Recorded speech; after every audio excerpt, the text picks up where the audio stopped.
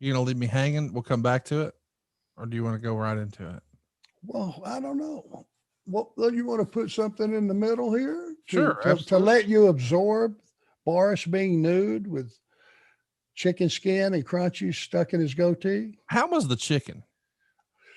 Not bad. Not bad. It was in those days we were young. Nothing killed us, but it was real fried chicken and it was greasy the way it should be. And the skin was heavily battered. 21 pieces, Arn. He Like, was through 300 pounds. well, I get you. I'm more than that. And when I go, when I go, I get, they try to get you like a breast and a wing. And I'm like, nah, I want two breasts. I don't want the wing. I want two breasts.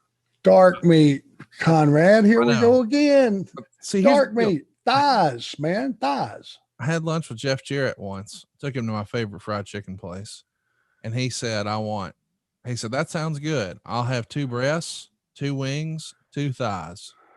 And I turned my head and the lady taking the order said, damn, baby, you just want the whole chicken? And he said, no, I don't want the legs, which I thought was hilarious. But still, he ate 6 pieces. And I'm looking at him like, is this man versus food? How is he eating with me, Cassio Kidd, and Dave Silva, 3 fat guys? And he's eating 3 times the amount of chicken. And now you're telling me that Boris Zukov didn't have a 2-piece, didn't have a 6-piece Jeff Jarrett special, 21 pieces of chicken? That's unbelievable. Let's say that he knew that he had a big match that night. There was going to be some time, and maybe he was eating late in the day. Maybe he would start out by just eating 10 pieces. That box would sit right where he left it. And when we get in from the show, that very same night, I would hear him go in his room and start crinkling that box, and he was going to polish it off. Through a 24-hour cycle, the man never failed to polish off the 21 piece. That's really impressive. Maybe two encounters with eating it some days. Some days, like if we had an off day on, like say Wednesday, or if it was Sunday, was Pensacola, and he had all day, he would eat the whole damn thing because he could take a huge nap. But you'll be back on the 18th, this time working with Pork Chop Cash and going to a draw. But by November 5th of 84, you're still working with Mr. Olympia. This time it's a no contest. So it's a heated issue with you guys. But let's take a time out and talk about Pork Chop Cash. I mentioned him a little earlier. We haven't spent a lot of time talking about him. It's a fantastic wrestling name.